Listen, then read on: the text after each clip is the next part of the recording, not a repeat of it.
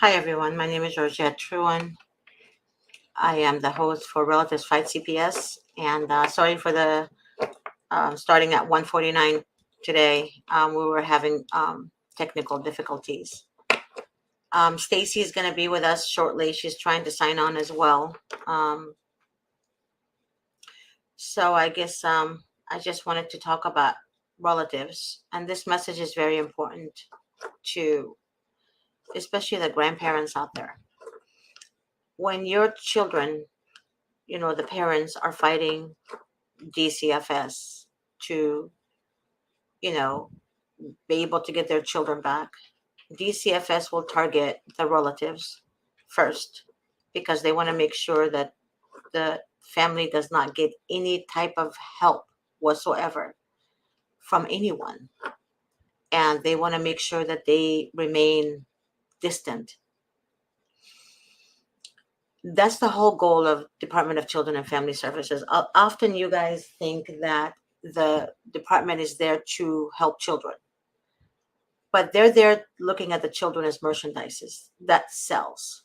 And the seller, the highest bidder, are the ones who are trying to get the children to adopt. And that's the fastest and easiest and the cheapest way for people becoming foster care.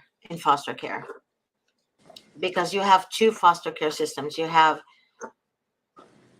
foster care for placement and you have foster care for adoption. So oftentimes when the child is under a certain age, they want to adopt that child and they place that child in a foster home. The law is made to reunify families, not to destroy families. So the funding that they get, they get it to help families and unify families. But what they do is they use that funding on the foster homes. They use the funding in other places that not necessary whatsoever, and they target the family and the relatives of the family. I actually So learned something different, Miss G. Well, I see. similar. Hi. So I learned that there's two types of federal for funding. And the federal for funding for foster care and adoption does not have a cap on it for the states. So the states can keep going and going and going, and there's no limit to how much grant money that they can get through foster care and adoption. But um, if children stay in the family, there is a cap on how much money the states can get from Title IV funding.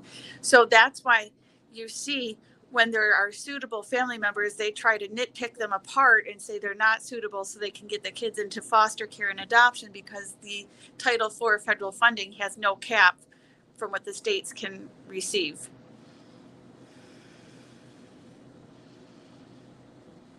Okay, that makes a lot of sense. Explains why we see what we see. Um, they don't even follow their own rules, and I have a lot of family members who actually call me and say my daughter does drugs, and I just found out about it from the social worker, and I'm like telling the grandmother, for example, why would you think your daughter's doing drugs all of a sudden? Well, the social worker told me that she's been doing drugs and they found methamphetamine in her, and my daughter never told me. And the mother, of course, she's like, I'm not going to help her. I'm going to get my grandchildren. I'm going to take care of my grandchildren. But what you guys don't understand is that they're not going to leave the grandchildren with you unless you become a foster family, a foster Yeah, parent. they really nitpick. Um, because again, that goes to back to the Family First Federal Act of 2018, Right. and that was created recognizing that children thrive better when kept in the care of their families. And when you go to court and you watch, you see, and as you do, I'm sure in your practice, you see the cases are always trying to nitpick next of kin family members apart so that they can get the kids into the foster care system. And the foster care system, again, I talk about this often, the U.S. Department of State on Human Trafficking, every year they release a report. And the foster care system, it says this on this most recent report, June 2023, things have not changed for many years. Foster care is where most children who have been sex trafficked have experience. So we're we're kidnapping kids from family because of financial incentives and placing them into a system where they're vulnerable to sex trafficking at really high rates. I'm seeing reports as many as 80% of sex trafficked kids come from foster care. Mm-hmm. Terrible. And also another thing, I'm just reading a text message from my gal. Remember the one I was talking to you about that resigned from the department? She said, I'm watching your show right now, and you are absolutely right. All they want are the children who are born, especially the brand new ones, fresh from the mommy's stomach, from the mommy's wound. All they want is to put that baby in an adoptive home. But what they do is that they mislead the relatives, mislead the grandparents. For example, she says, I wish I can be with you on the show, but you know the circumstances. I'm so sorry. I love you. Keep up the good work. You're doing a great job, you and Stacy, exposing these people, and keep on exposing them. And I will help you behind closed doors. There you go. So she's very pissed, very pissed that there's a lot of stuff you guys don't understand, especially the relatives. I'm begging you, They please, will I'm begging you, don't they listen to CPS. even if you have a pristine home, pristine, they will manufacture false allegations so that they can kidnap your children for money. Yep, and that's it. It's all about money, and grandmoms out there, and especially the paternal grandparents. You I know the paternal grandparents, especially grandmothers, because you're not maternal, you're just paternal. You don't see anyone good enough for your son, you know, and you often take the side of the social worker against that mother, when in fact that mother is a great mom to her children. And even though you don't like her, but don't work against her with the department, because at the end of the road, they're going to come after you, paternal grandma. They will come after you. We have a cases that involves foster homes, believe it or not. We have cases that involves a maternal grandmother who became a foster parent to take care of the grandchildren. They came after her saying she failed to fill out paperwork that they're supposed to do yearly, annually. The grandmother said, "Well, I was in the hospital. She had a appendix or something happened to her, and she had to have surgery. She forgot to complete the paperwork. So meanwhile, the kids were placed. They were there with the grandfather. Mind you, not she already notified the Department of Children and Family Services of her surgery, and they took that excuse while the child was one of the children was 3 years old. Took the children from her, placed the children in an adoptive home. The kids were adopted. We have a case in New York right now, a woman that's been commenting on our forum that CPS took her children because she gives herself B12 injections, vitamin B12. And yes, you do injections for that. I'm a physician assistant, so I'll tell you right now, a lot of times we give it by injection. And they took the kids because the kids saw needles in the house and they took them from her custody. And she says it's only for vitamin B12 and they don't care.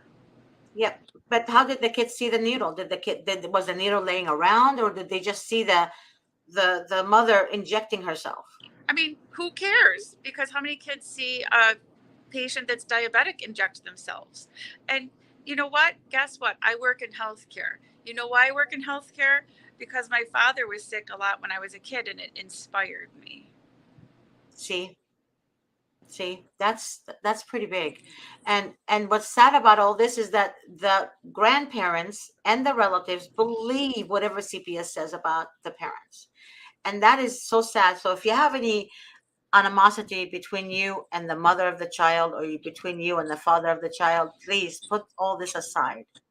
Be together as a family, because at the end of the day, that mom that gave you that grandchild or grandchildren, she deserves respect. She deserves respect. Just because she married your son, it doesn't mean she doesn't deserve respect. I You know, tell people, Miss G, I tell people, look at cool your jets, because once CPS steps in your house, it's high stakes. It's like calling the traffickers to please come in and determine your child's fate. exactly. Do Exactly. not get yourself embroiled in this stuff unless we're talking acute blood loss, danger, danger, danger. Do not invite these people into your children's lives. But they do, because what they do is social workers, as we both know, we all know, should know by now, they use demonic tactics. Anyone that is demonic, they use demonic tactics. They're sadistic idiots. And what they do is they try to ruin somebody's name, ruin somebody's reputation to gain what they want. And what they want is the attention to be all on themselves. And that's it. They want you to be focused on the social workers and not focus on helping the father or the mother of the children. It's narcissism. It really is narcissism, because all they want to do is praise themselves. That's it. And put other people down to feel bigger of themselves. Exactly. And that's it. They want to praise themselves and put down people to make them feel better about themselves. And that's all it is. So please, again, um, if But let me you, just say, Miss G, again, if there's any social workers watching that are trolling and watching, guess what? Your supervisors don't care about you. So if you're protective of yourself and you're self-preserving and you're doing these things to other people, you will be the fall guy. They don't care about you either. yep, but they know they're going to be the fall guy. They do protect the supervisors very much. They do. But to me, in my opinion, like, my gal said, she said, if they have in decency, decency, basic human decency, they would not allow themselves, subject themselves to removing innocent children from good parents while leaving the ones who are abused in the harm's way of the abuser. And something like that, somebody who is allowing to do that, and to all the social workers watching out there, that only makes you sadistic. That only makes you evil and demonic. You know, Miss G, there was one time where with court watching, I went in literally during my lunch break from work, and we went in and court watched, and because of our presence, witnessed a judge who is giving custody to a known pedophile change and give custody to the natural father instead of the stranger pedophile. We watched it happen during our lunch break, and I went over, right? And when I walked out of that courtroom, I felt a profound sense by helping two children, right? Mhm. How can you destroy families' lives with no profound sense? Demons only do that. Demons do that, Stacey, because that's why I call them narcissistic, because a narcissist will hurt you and not feel any remorse behind the pain they cause you. And they will see a parent in tears and they will continue to hurt you. Because what it is, when a narcissist sees that you're in pain, what they want is control and power. How are they going to get the control and power? You feed them with that by allowing them to get to you. And I sometimes I fall all the time on that. You know, it's I mean we're human. We're it's human. Miss G, it's like, when those two girls were taken out of the custody of a stranger pedophile and put into the custody of their safe father, it was such a profound sense because they're children. Like, the whole trajectory of their life is altered. It's changed for the better. It was going to be bad, bad, bad. And now they're with their safe father, right? And that's years that's affected. You know, if the average age is 80 and these kids were 10 and 8 or something like this, that's 70 years times 2. And when people harm children in this manner, trafficking them, putting them in the custody of pedophiles, putting them in the custody of abusers, sex trafficking them. Yep. That's how many years and years and years per child of an impact, of torture and horror. And they walk out of the room and eat their dinner just the same. They don't have. I've seen a video, and this is the truth. I've seen a video of a. The husband was actually, the father was taking the video, and he was trying to keep it together. I saw a video of the mother on on the floor, holding on to the social worker's shoes. He was holding on to her feet, literally. He was asking, like pleading to the social worker not to remove the baby. And you know what the social worker did? Oh, stop. Just get up. Just stop. You're being silly. Yeah, that's exactly what the social worker said. Yeah, You're being silly. one one mother said to me when they took her children and gave them to the sexually abusive father, Hmm. the mother told me, you know, the social worker told me my kid's going to need a lot of therapy for this. They know. They know. And that's true. My friend told me, well, the previous social worker said that to me, that what I'm talking about. She said that kids need therapy, and we know that the kids need therapy, but what they do, they go to their supervisor and say, there's nothing wrong with the mom. You know, there's nothing wrong with her. There's no need to remove that child from, and the father should be investigated. You know what the supervisor tells them? She told my girl, you need to go home and think about what you just said. Without these children, we don't have a job. Self-preservation. Yeah, that's all it is. Without these children, we don't have a job, she says. She said when she heard that the first time, she said something in her gut, like she said she had like literally diarrhea for a week. She couldn't eat, she couldn't sleep, she couldn't communicate with people. She said after that, she went to work, came back home, and kept asking herself, what the F have I done? What the F have I done? What if that was my baby? What if that was my child? What if that was my sister's child? What is that my brother's child? What is if that's my niece's child? She kept weeping. The following, well, it was a weekend, she said, but then Monday, she decided to resign. That day, that first day, her supervisor told her that if you open your mouth, if you speak to anyone about what happens in this unit or any department, I will make sure personally to remove every child you have in your family home. And that's a cult. That is compliance by threat. Mhm. That is the truth. And the sad part about it is that she kept accumulating evidence by taking screenshots. She was smart. They were both smart. Taking screenshots of the work phone, taking screenshots of the emails. I mean, these girls were determined to make sure that somehow somebody leaks that information. And that's why one of the girls, the people in their family was watching my show about CPS.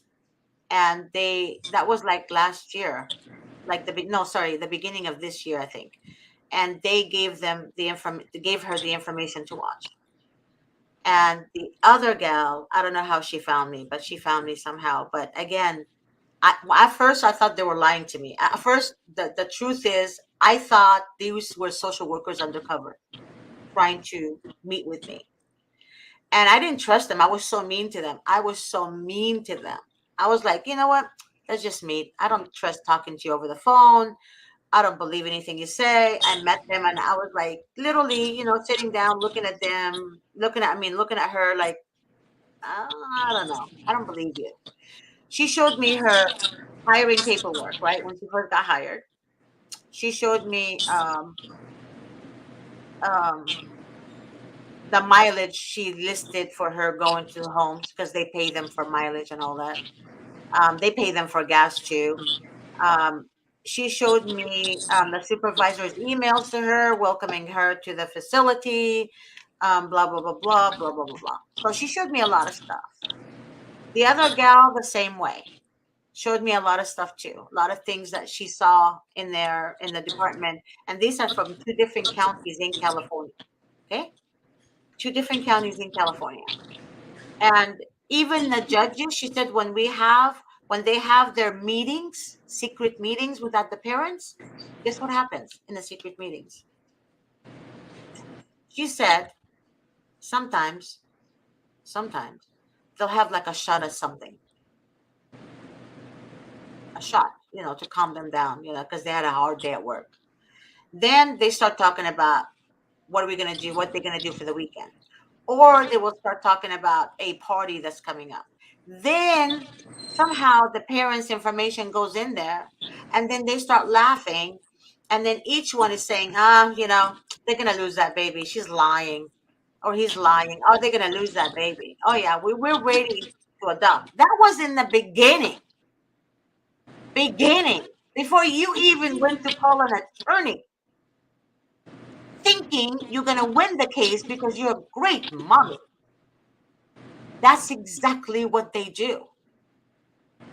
They literally smear campaign you while the judge is sitting there listening, and she's okay with it. She's okay with it.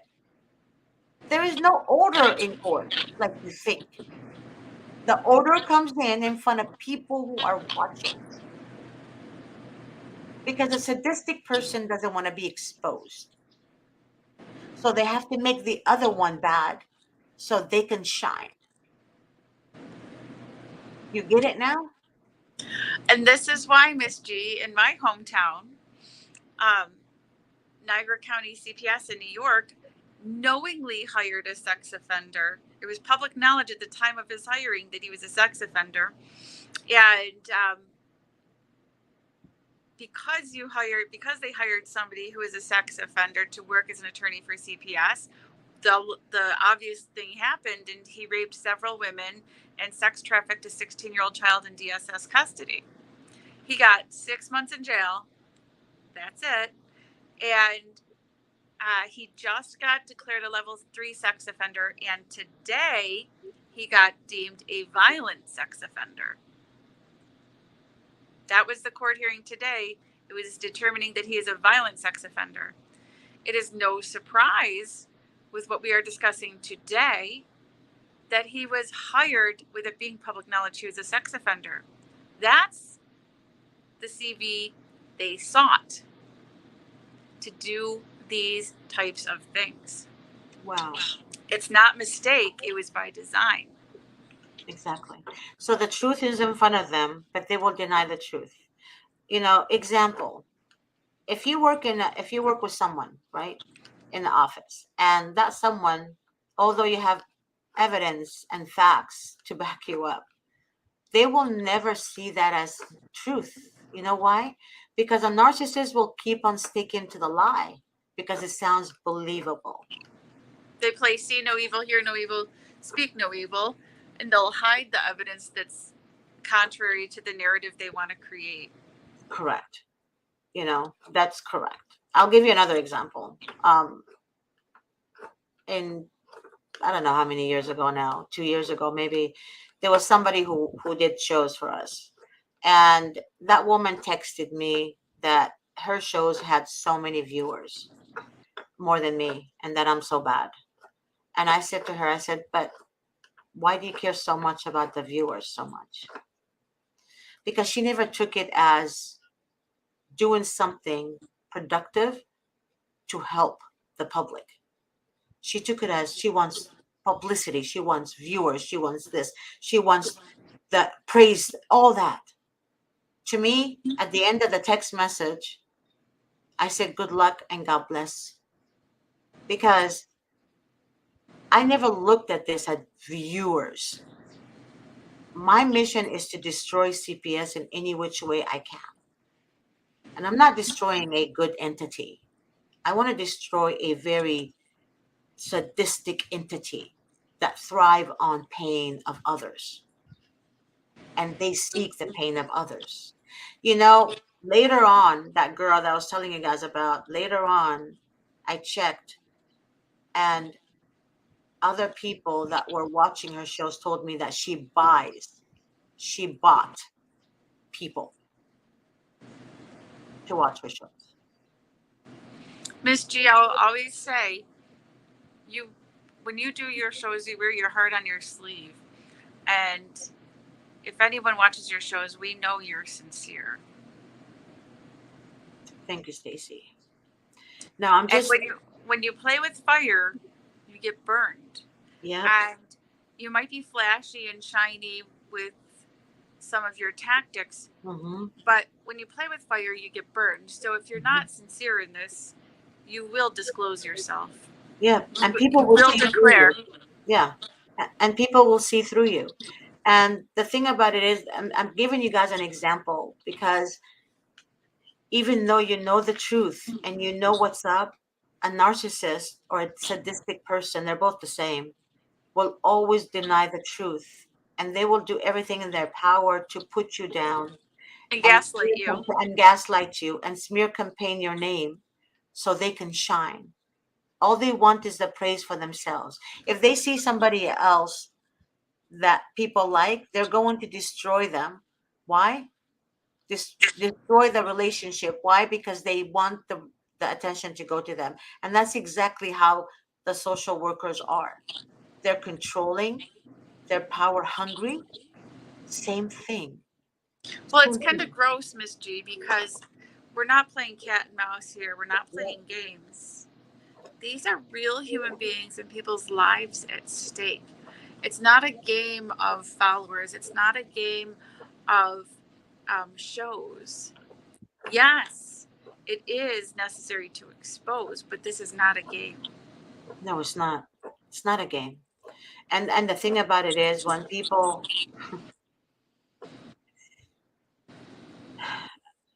And it's I also so serious. This is not this is not an opportunity to monetize. Yes, people bill for services, but they need to do their job too. This isn't, you know, oh, I do this job because I want to get this Cadillac today.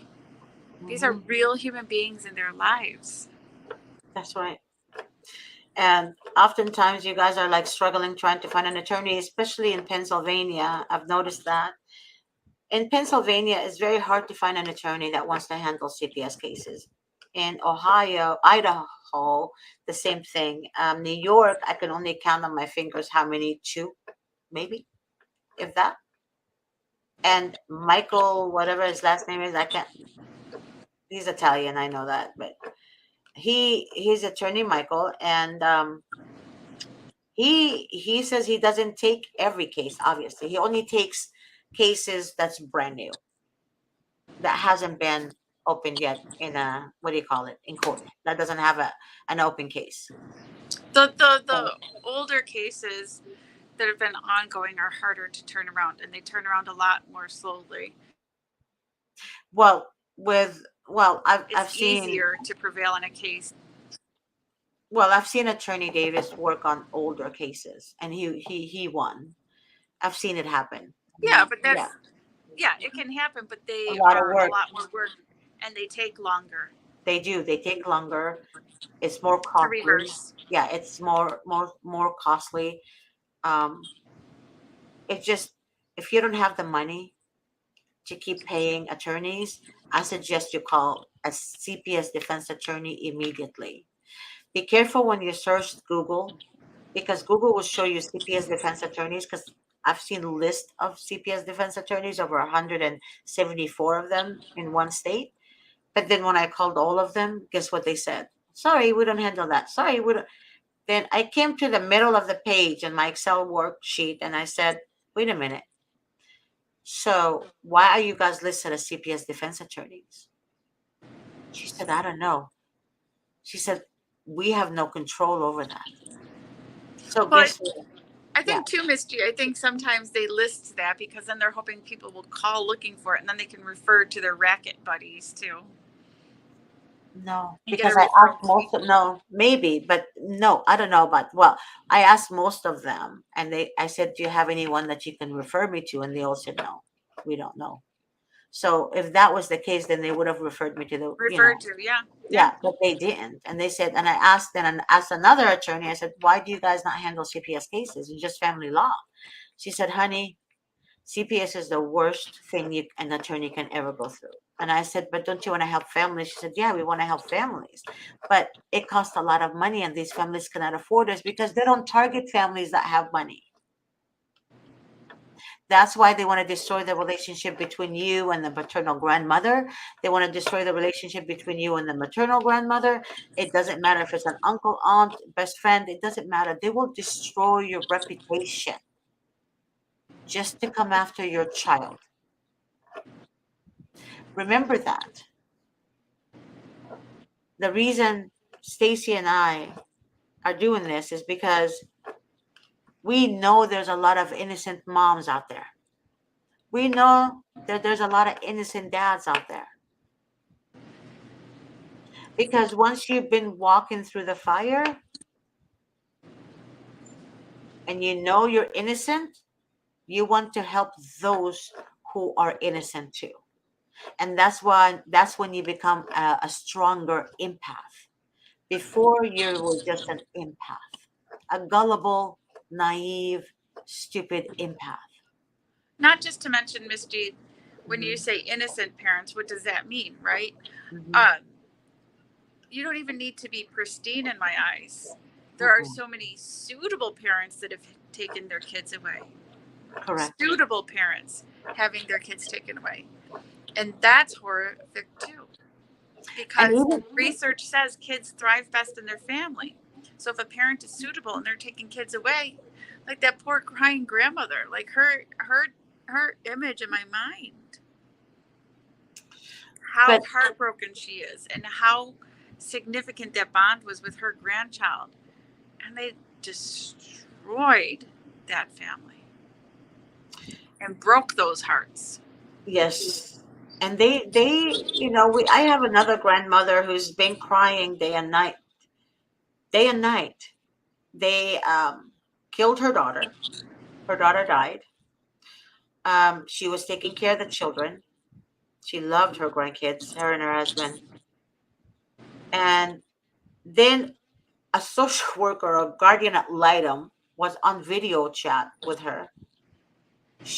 The grandmother, she said she tends to talk while she's walking, you know. So the guardian ad litem told the judge that she heard the grandmother said, "I don't care about these kids. I don't want to keep them. I don't want to adopt them." That's what she said. Guardian ad litem said that to the judge. The judge said, "Okay, well, the judge already hates, the grandmother because she's stopping them from the funding, right?" So she's like, oh yeah, you know what? I don't think we're gonna place these children we're gonna keep these children with the adoptive family, and the adoptive family are famous people that you've seen on TV. These family cannot have kids, so they wanted to adopt kids who have blonde hair, blue eyes, just like them. So they targeted these kids way before, and their relationship with the social workers was very strong. So basically, they went to the higher, better, whatever, better, can't say it, Bitter. but yes, to give these children to. While the grandmother and her husband, who is the grandfather, dying inside day in, day out. And these people are exposing their children everywhere on social media, but they would block their faces with like a heart. They would hold hand to hand. You know, they make the children look like they're happy and they're not happy. And what they do is they give children things just to get that smile. But the child always remembered mama and papa and mama because they will call their grandma mama and papa. So stuff like that, that really hurts in ways that You can't, there's no way to mend a broken heart. Absolutely no way to mend a broken heart. And when I see the social workers laughing and smiling at the pain of the parents or the grandparents or the relatives or whatever, all I see is a demon. That's all I see is a demon. Demon, literally demons everywhere in that department. There's not one legit one in there. There's not one. Find me one good social worker. One good social worker. And I will bow down to your feet and kiss it. Because there aren't any. The good ones resign. Remember that, Grandma. The good ones resign. Say something, Stacy, please. No, I think, I was just thinking as you were saying this, Miss G, when I share today's show on groups, I'm going to call it Demons in the Department.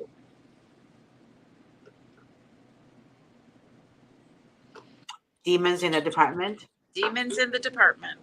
Good for you. That's it. That's what it is. That's what it is.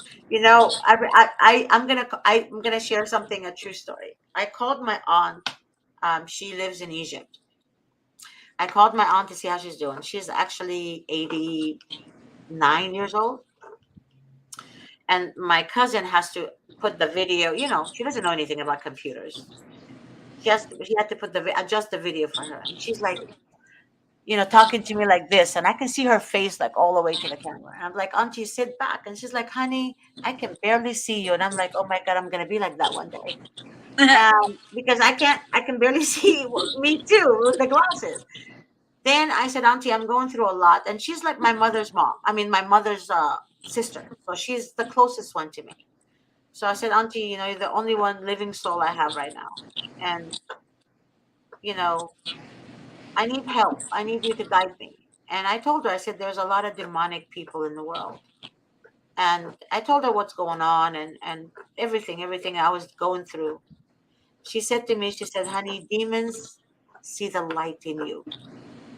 When they see the light in you, they know that you are with God. When they see that light, they attack you for no reason. They start retaliating against you. They start bullying you. They start making sure that you're destroyed in any way possible. That is some true wisdom there. Yep. And I said, but Auntie, how do you get rid of them? What do you need to do? Like I said, I get angry at them. I talk back, I yell back, I scream back. And she said, no, don't do any of that. She said, what you need to do, darling, is pray. And the more you pray, and the more they know that you're not fazed by what they're doing to you. That's right, Miss G. And I told her, I said, it's so hard to pray for your enemies.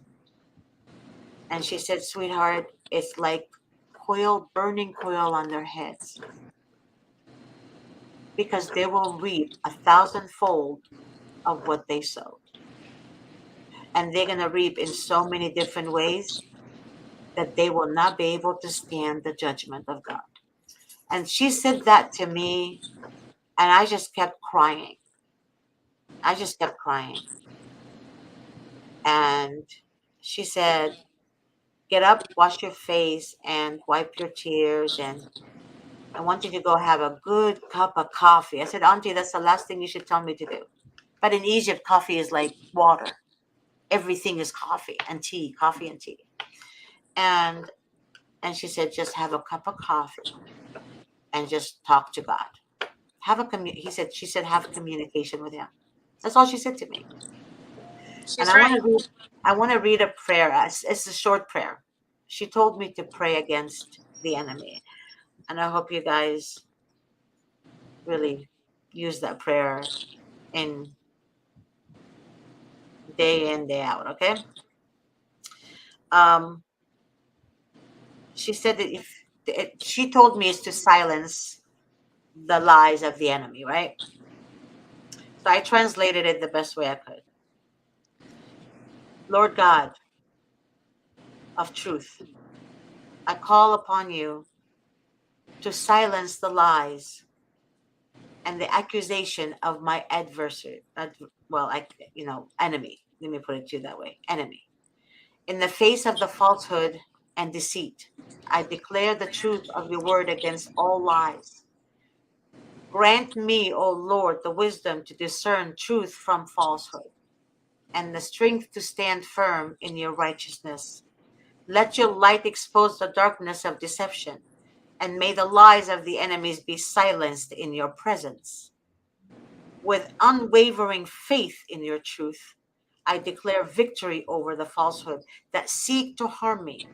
I stand firm in the knowledge that your word is a shield and your promises are my refuge. In the name of Yeshua, I proclaim your truth. Amen. That's a very, very, very valuable prayer, Miss G. Thank you. She is a good woman. I really did come from a great family. All my family, the paternal side and the maternal side, they prayer warriors. Prayer warriors. I'll give you an example. Last year, um, I knew somebody. There's a lot of people that do witchcraft. I've noticed. I met somebody who did witchcraft, and I didn't approve of that. And I walked away from that person. I told her, I said, "You're sinning, right?" She said that she's going to destroy me. And guess what happened? I told her, I said, "You go ahead and try." She tried. Everything was like she tried. Then I told my aunt, I remember, and my aunt told my other aunts, and then my cousins, and then, everyone told everyone. They started praying. That woman was in the hospital, dying, dying. And she said to me, she called me from the hospital, and she said, "Please forgive me. Please forgive me." That's what she said. I said, "Don't ask me to forgive you. I forgive you a long time ago." I said, "You need to ask God to forgive you. That's the one that has the authority to put us all in hell. But he's so merciful, and he will understand, and he will hear you." That's all I told her. And that was the last I heard of her. So oftentimes people don't understand that the evilness that you create in other people's lives, especially the social workers who create pain, they're going to reap a thousandfold of what they do. And when they reap it, there is no coming back. There's end. Unless they repent. Unless they repent. Miss So, G, yeah, I am a successful person, and I owe my success to my belief that when you do the right things do happen. And yeah, sometimes the right thing to do is painful, sometimes the reward is slow and later on. But when you do the right things do happen. It's immediate gratification, and greed hmm, will burn you in the end. There's no long term gratification. there is none. No. And don't pretend to be Christian because God knows your heart. I've seen people who pretend to be Christian to gain followers on YouTube's. I said to myself, I said, but how can you pretend? You can't pretend. And I get so angry.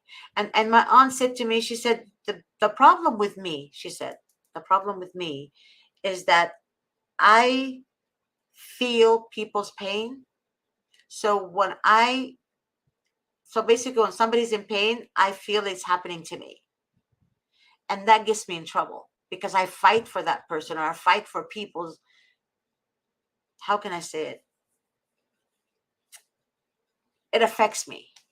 If I go to the hospital and I see somebody cut, this hand where he or she was cut, it will hurt me like it was cut.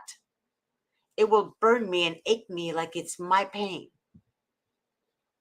That's why I cover my eyes. I can't watch movies like crazy, like scary movies or bleeding movies or cutting movies or killing movies, because I feel the pain even though I know it's a movie. Does that make sense? It's weird, but it becomes, so you guys' pain becomes my pain. And just seeing the mother in pain, I cry with them. I cry with them because stealing your heart from you literally, it's worse than a knife being stabbed behind your back, because you want to watch your child grow. You want to see your child play. You want to see your child's first steps. You want to see your child's first dance. You want to see your child's first crush. You want to see your child say, "Mommy, make me cheesecake today." Or, "Mommy, I want to go to my friend's house and play." Or, "Mommy, I want to see this movie with you."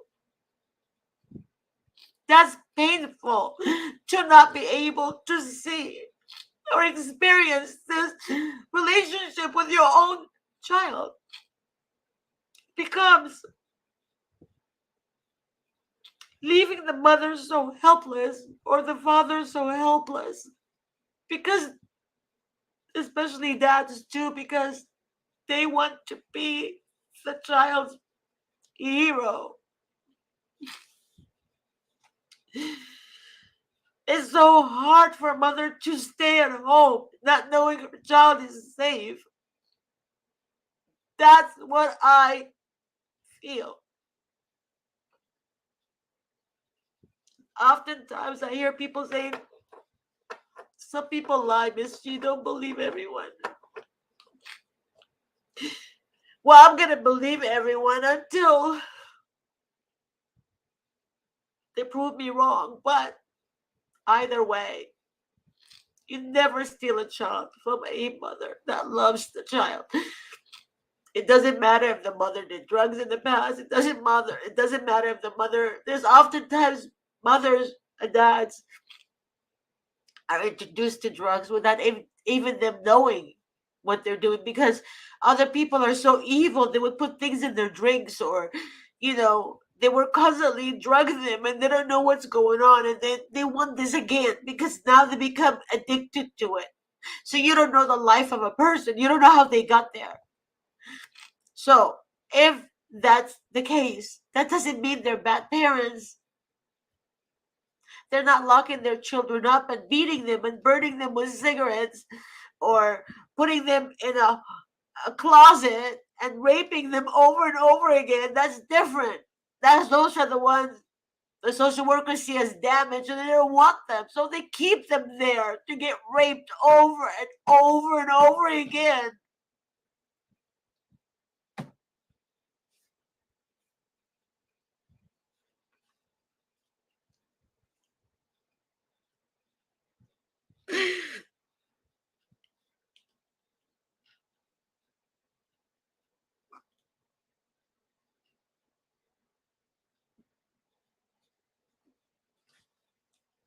It's horrible what they do.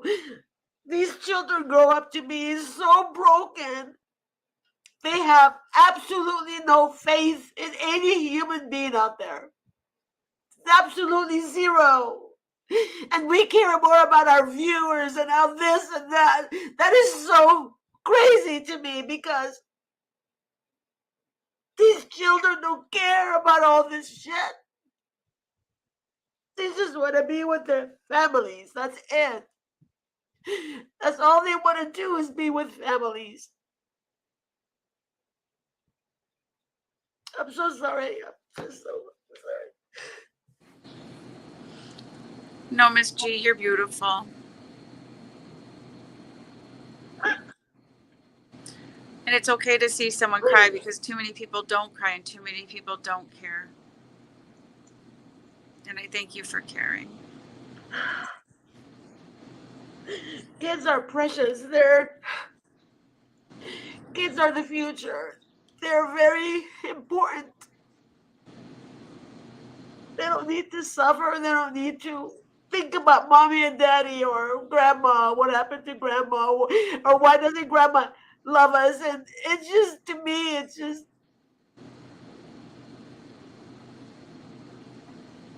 Evil.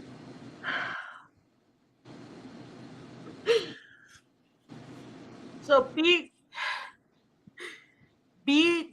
kind to parents who are dealing with evil. Be kind to them. Don't make matters worse and talk down at them. Grandparents, open up your eyes and just see that this corruption is real. It's so real. So please, I'm begging you, support your kids, support your grandkids. Stay away from DCFS.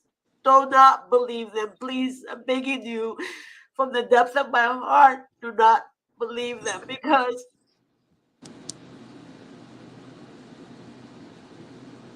all they want is your grandkids. They want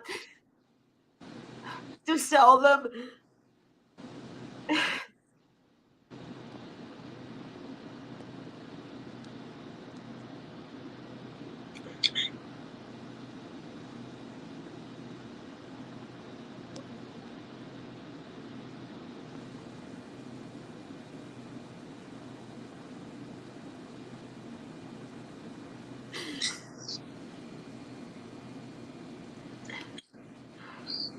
All I can say is don't judge others, okay? Don't judge them.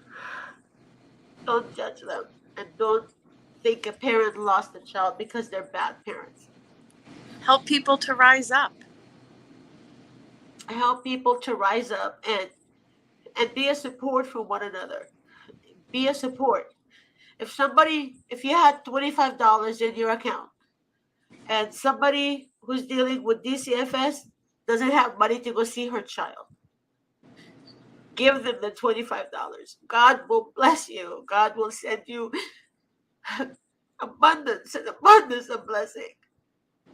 But don't say she did this to herself, or don't tell a father is already broken pieces for not protecting his family. Don't tell him it's his problem. Help people. You can divide the $25 and just say, hey, we'll share, you know, something. Just do something. Don't take from people. Help them. And God will help you. But you have to do it from the heart. Because if you don't do it from the heart, God is not going to know. He's going to know. He knows your heart already. He knows your heart. He knows it. But don't ever deny somebody who needs help. If they have no clothes or they want to go for a job interview, give them clothes or give them a suit or shoes. Do not ask for it back. You give. You keep giving and don't judge them. Help them get a job if they're jobless. Help them stand on their own 2 feet. Help them get a place to live. But don't judge them. I've seen so much happen in the world since I got involved with this DCFS crap that I've seen people divide instead of unite. I've seen people bust their butts just to help other people and they get nothing but pain for it. I see people work really hard and they get destroyed. But God is good.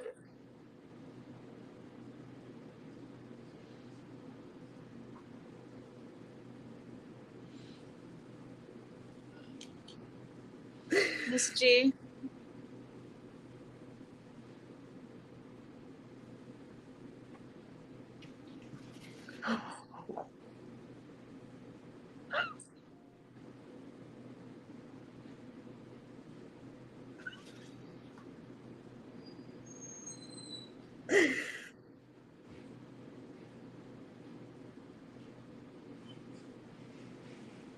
I'm sorry. No. There's no need to apologize for caring.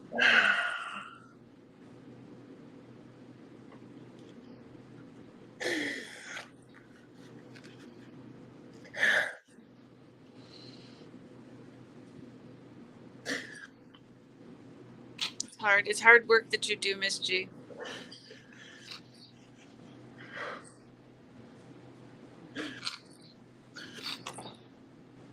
I wish I could do more. I wish I was a millionaire or a billionaire or a trillionaire, I would help people. It would help a lot of people. That would give to a lot of people. I know, Miss G.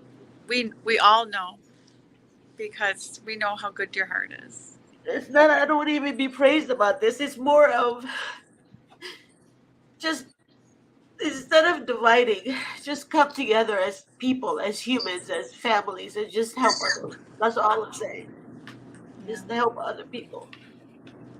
Miss G, Yeah, I need to get back to work, and I think maybe you need to get some rest too. This is a bad day. It's hard. I am. Um, I'm sorry, guys. I didn't mean to cry. I swear, I didn't Please mean to don't. cry. Please don't apologize. Don't be apologetic for caring. Stacy, thank you so much for your support and love, and I will never forget this. And I love you from the depths of my heart. Love you too, Miss G. You're a real one. You're true. You're sincere. Thank you. All right, everyone. I love you too. God bless you. I'll pray for you guys. Bye, everyone. Bye bye.